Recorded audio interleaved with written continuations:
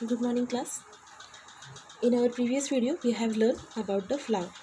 In this video here I am going to show you some parts of a flower. See this. This is the bud, the flower when it is in a bud condition. And that outermost covering you can observe here, it's known as a calyx.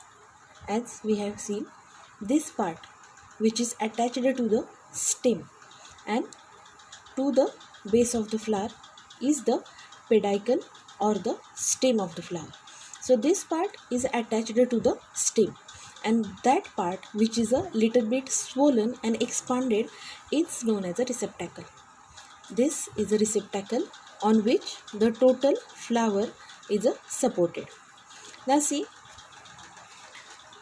this next flower. This is hibiscus flower. I have two hibiscus flowers. In this hibiscus flowers, this floral or colorful part is in a more extent. This is a regular hibiscus flower, we can say. In this, 5 petals are there. So we'll see the flower. This is the stalk of the flower. This is receptacle, and that green part you can observe here. This part is the calyx of the flower. This is the calyx. The individual part of a calyx, see this, the individual part of the calyx is known as a sepal. The total is a calyx and the individual part of a calyx is known as a sepal. The colorful part which present above the calyx, the colorful part which present above the calyx means this part is known as a corolla. This part is known as a corolla. In this flower, this green part is the calyx and the colorful part we can observe here is the corolla. The individual part of a corolla is known as a petal. The individual part of a corolla is known as a petal. As we have seen in flower, according to the species, there are different number of petals. The color, the smell and the structure of the flower are different. Means we can observe here in this flower 5 petals are there, 1 2 3 4, and this is a 5. In this flower the number of petals are more. In this flower we can observe the outermost side 5 petals are there and innermost side also 5 petals are there.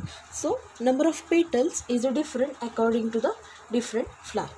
The next we are going to learn is the male and a female reproductive parts which are present in the flower.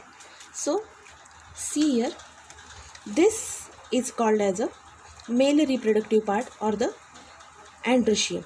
The part yellowish you can see here in the video near my finger is a androecium. So androecium consists anther and a filament. If you observe carefully, it is a thread-like structure present on that androecium.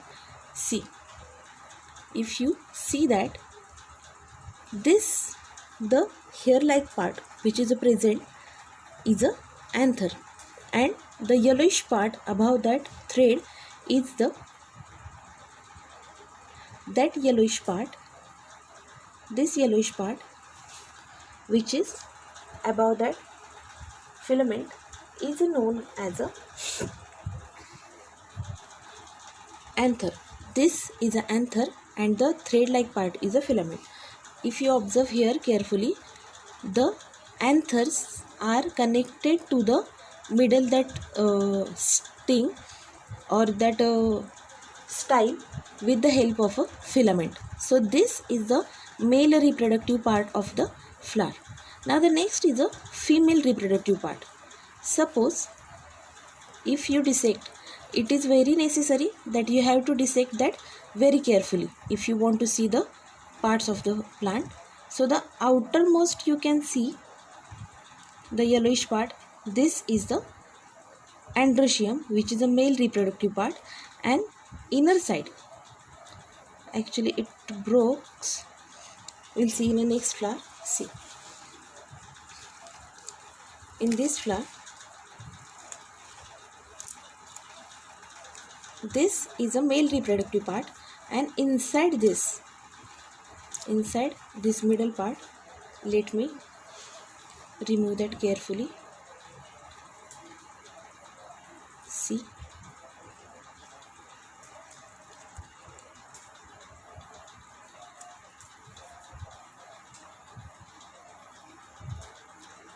this is the gynoecium which is present in the flower. This is gynoecium, which is a female reproductive part.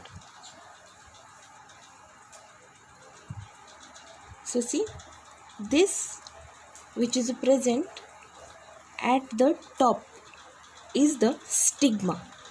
This, the middle, is the style, and this which is present at the base. See, in this flower which is present at the base, this part is called as a ovary. This part is called as a ovary. Watch it carefully. This is a ovary. So when that anther gets matured, it bursts. See, in this yellow part you can see the pollen grains. You can observe that under microscope. These yellow are nothing but the pollen grains. That pollen grains fall on that stigma, and that pollen grains travel through that style to the ovary, and the egg cells which are present in the ovary get fertilized due to that pollen grains, and it forms the seed, and again this part of ovary gets swollen and it converted into fruit. So that is about the flower. Get hibiscus flower from somewhere and try to observe all this part of the flower. Thank you.